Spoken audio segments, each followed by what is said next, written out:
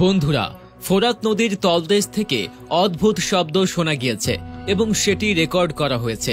তাহলে কি নবীজি সাল্লাল্লাহু আলাইহি সাল্লামের ভবিষ্যৎবাণী খুব কাছাকাছি চলে এসেছে? বন্ধুরা, এই অদ্ভুত আওয়াজটি একটু শুনুন, তারপর এই আওয়াজ সম্বন্ধে কিছু চাঞ্চল্যকর তথ্য আজ আপনাদের জানাবো। বন্ধুরা, এই নদী থেকে বহু ভয়ঙ্কর ও অদ্ভুত ঘটনা রেকর্ড করা হয়েছে। যেমন গত কয়েক বছর ধরে এই নদী থেকে এমন কিছু অদ্ভুত শব্দ শোনা যাচ্ছে যা নদীর তীরে বসবাসকারী মানুষদের বেশ ভয় পাইয়ে দিয়েছে। এখানে বসবাসরত লোকেদের মতে এই শব্দ নদীর নয়, বরং নদীর নিচ থেকে আসছে। এই নদীকে ঘিরে এমন অনেক ঘটনা প্রকাশ পেয়েছে যার আসল কারণ আজ পর্যন্ত কেউ বুঝতে পারেনি। বন্ধুরা, এটি এমন একটি নদী যার শুকিয়ে যাওয়ার অপেক্ষায় রয়েছে দাজ্জাল, এবং এমন একটি নদী যা কিয়ামতের আগে উল্লেখিত লক্ষণগুলো প্রকাশ করতে শুরু করেছে। এমন একটি নদী যার শুকিয়ে যাওয়ার পর কিয়ামতের আগমন নিশ্চিত বলেই মনে করা হয়।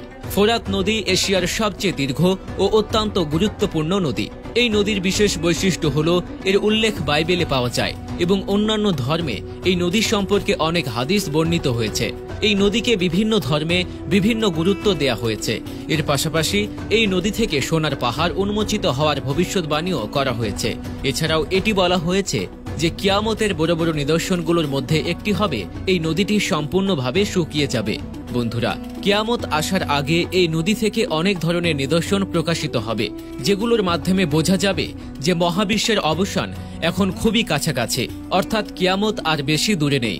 বহু শতাব্দী ধরে এই নদী খুবই অশান্তভাবে প্রবাহিত হচ্ছিল, তবে সাম্প্রতিক কিছু বছর ধরে এই নদীতে অনেক বড় পরিবর্তন দেখা দিতে শুরু করেছে।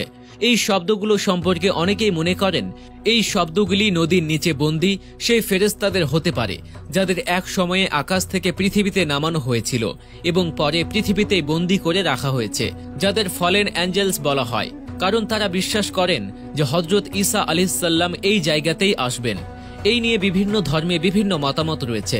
ইসলামী গবেষণা অনুযায়ী একটি হাদিসে বলা হয়েছে যে কিয়ামত আসার আগে ফোরাত নদী থেকে একটি বড় সোনার পাহাড় বের হয়ে আসবে।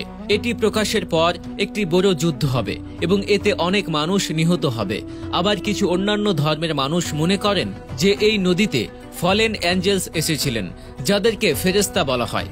গবেষণা করার জন্য যারা কাজ করছেন তারা বলছেন যে এই শব্দগুলি নদীতে থাকা গুহাগুলি থেকে আসছে, যেগুলোকে স্থানীয়রা উইসপার হোল বলে থাকে। বন্ধুরা, যাই হোক, এই নদী খুব দ্রুত শুকিয়ে যাচ্ছে। অনেক বিশেষজ্ঞদের মতে যদি এভাবে চলতে থাকে তবে 2024 সালের মধ্যে এই নদী পুরোপুরি শুকিয়ে যাবে। আমাদের এবং আপনাদের প্রিয় নবী সাল্লাল্লাহু আলাইহি সাল্লাম বলেছেন যে কিয়ামত ততক্ষণ পর্যন্ত আসবে না যতক্ষণ না ফোরাত নদীর তীর থেকে একটি সোনার পাহাড় প্রকাশিত না হয়। এই পাহাড় প্রকাশিত হওয়ার পর একটি বড় যুদ্ধ হবে এবং এই যুদ্ধে প্রতি 1000 জনের মধ্যে 999 জন মারা যাবে। হুজুর সাল্লাল্লাহু আলাইহি সাল্লাম বলেছেন, যদি তুমি সেই সময় সেখানে উপস্থিত থাকো তবে সেই পাহাড় থেকে কিছুই নেবে না। অনেক বিশেষজ্ঞদের ধারণা যে শহর এখানে পাওয়া গেছে সেখানে সোনার পাহাড় থাকতে পারে এবং এই শহরের নিচে সোনা থাকতে পারে। তবে বন্ধুরা, এখনো পর্যন্ত এই জায়গা থেকে কোনো ধরনের সোনার কোনো চিহ্ন পাওয়া যায়নি। তবে অনেক ইসলামিক স্কলারদের ধারণা যে এই সোনা আসল সোনা হবে, যার জন্য পৃথিবীর বড় বড় শক্তিগুলো যুদ্ধ করবে। হতে পারে এই পাহাড়ের কারণে বিশ্বযুদ্ধ শুরু হয়ে যাবে। ভাবুন তো, কত বড় সোনা হবে যার জন্য এমন যুদ্ধ হবে, যেটি হাদিসেও বর্ণিত হয়েছে। প্রিয় বন্ধুরা, এটি সেই ফোরাত নদী যার সম্পর্কে দাজ্জাল এক দ্বীপে হযরত তামিম আল দারি রাদিয়াল্লাহু তাআলা আনহুকে প্রশ্ন করেছিলেন।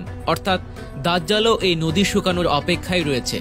আমাদের সেই বড় ও ভীতিকর পরিস্থিতির জন্য নিজেদের প্রস্তুত করতে হবে, কারণ কিয়ামত খুব দ্রুত আমাদের কাছে চলে আসছে।